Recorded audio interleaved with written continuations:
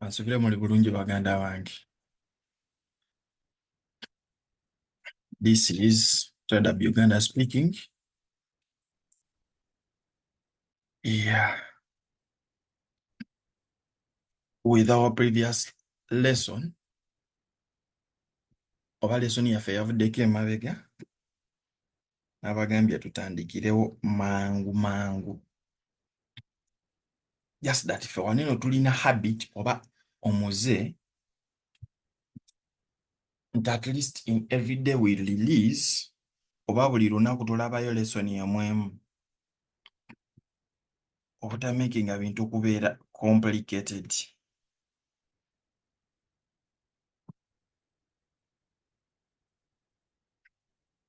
Munfuna bulungi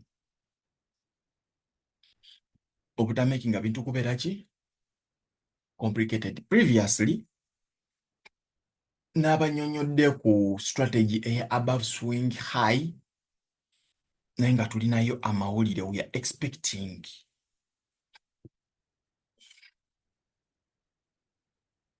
higher volatility in the markets. A simple disclaimer, nze n'abanyonyolerawo ne mbagamba nti kano akatale kalimu trillions ne billions ezisoba omukaaga a day. What? A day. So kiri gy'oli okusalawo sente mmeka z'ogenda okuggyako. Kansubire ekyo mukitegedde bulungi. All right. Tugende mu maaso. If you look carefully, this was our closing price. Kino ekintu kikwataganira nnyo ku pricing.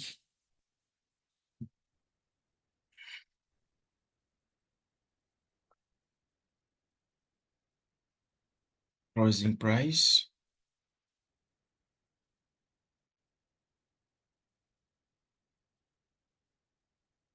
And this was our opening price.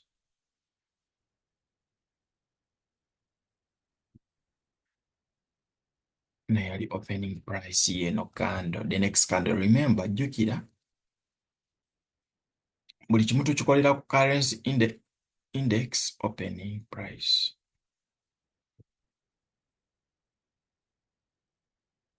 And this was our closing price, as well as our opening price.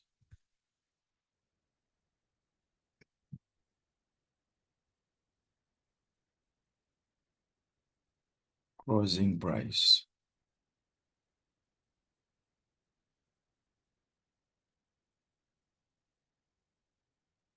And this was our opening price. Oh, sorry. Kasikonda Numa. Alina eddagala nteerako mu comment section.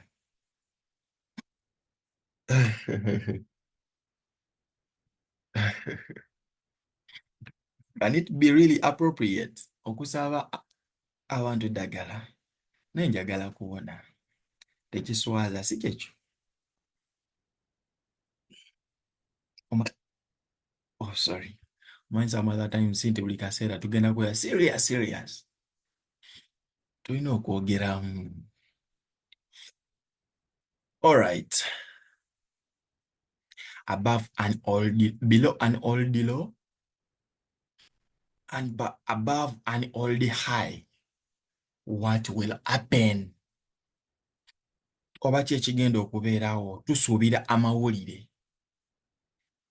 But we have already traded below our old low. Let's say this was our low. And this was our high.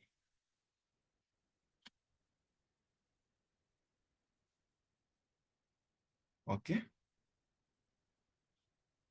This was our low, which we traded below it. Trade is below this low. Okay? And this is our sweep. And your sweep is a liquidity ne crossing ira waneno. If it has closed in that exact area, oba weba nti awo yagalidde wennyini, what next? The next candle opening price ne opening ira waneno. Kandi dako nekola ki? Ne opening ira waneno. Tunulira patterns ezinene engeri gye ziforminga bulungi, saagala onkwate bubi. Ate ogambe nti by'obadde ng'otusomesa ate by'oddamu. No. Kino kya njawulo please. This is totally different. Gwe ku ky'omanyi. Because nze buli lesson gye nkola, I make sure nzija aniino nga kipya kye mba ndeese. Are you getting me? Buli lwe nzija waniino, I make sure mba ndeeseewo ekipya. Okay?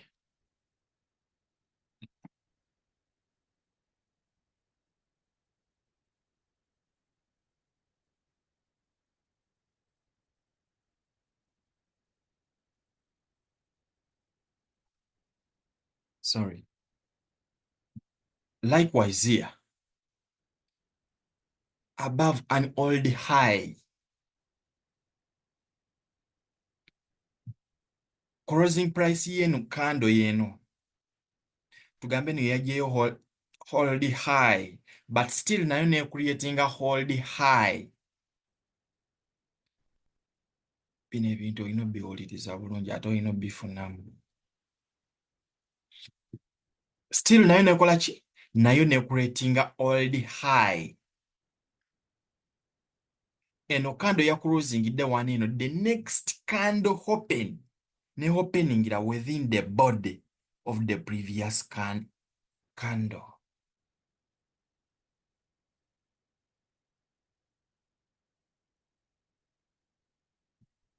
Kande dako nekola ki? Omubiri gwayo oba candle opening eya kande eyaddako oba kande eddako ne opening ira oba ne ggulawo ng'eri mu mubiri gwa next candle. Remember here we are buying, selling seriously. Here we are buying seriously. Target yaffe ya mawulire. Oba mwafuna bulungi. Target yaffe yaki? Target yaffe ya mawulire. We are expecting, remember, economic events coming. Tulina economic event gye tusuubira. Okay? We are expecting an economic event. Ekyo saagala okyerabire.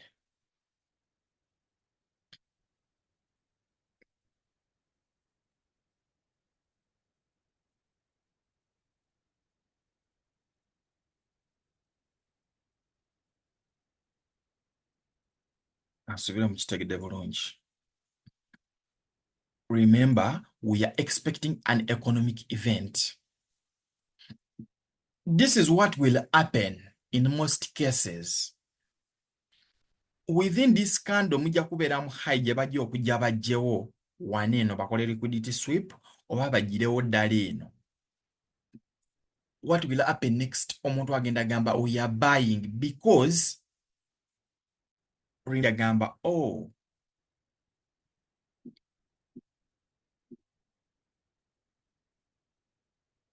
we are buying. Tuli kugula, buying long positions.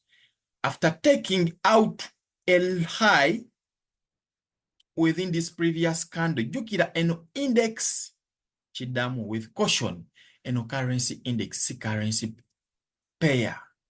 This is not a currency pair, but it's a currency index. Okay? This is a currency index. What will happen next? Wansi gye tudda.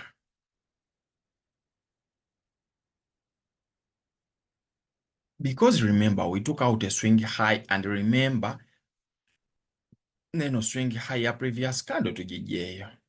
That's a liquidity. Awo olowooza ki kiba kiddako? We are expecting high volatility in the market. Waneno ogenda tandika okulaba bicandles ebiwanvu after taking out the swing high. After doing what? Taking out the swing high.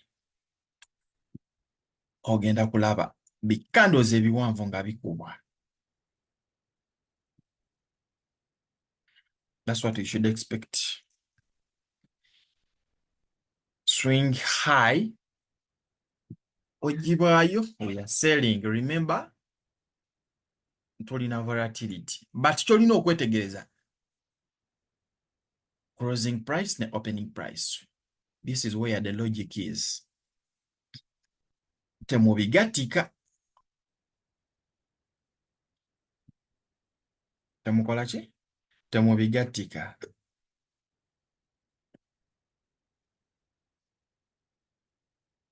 Likewise here.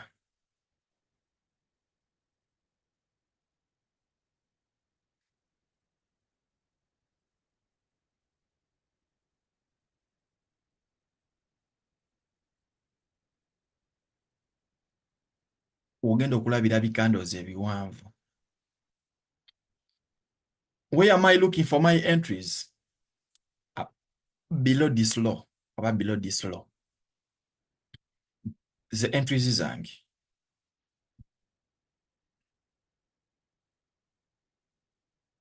My entries above this high. Wendi kusubira entries zange. Above these highs. Tugendeko ku DXY. Daily candle. Daily time frame.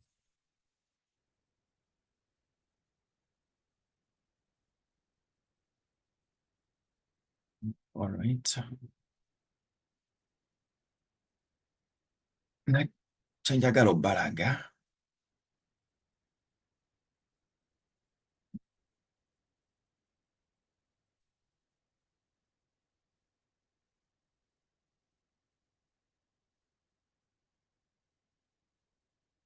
This was the closing price. And this was the opening price. They came traded above the closing price. High impact news expected.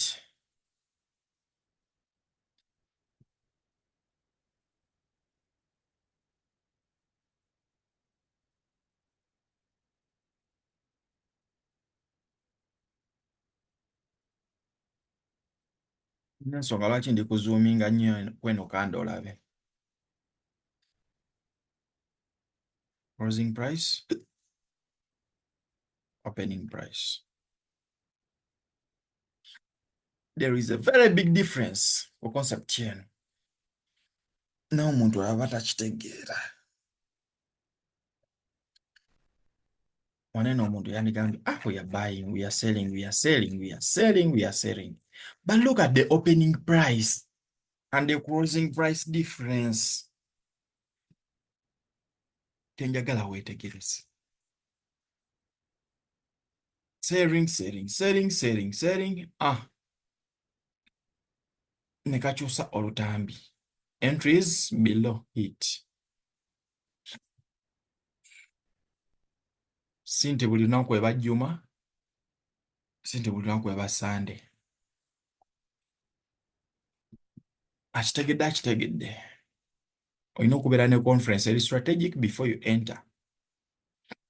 Concepts ziri 80% correct, strategies 20% uzilekayo for manipulation. Anything can happen in the market.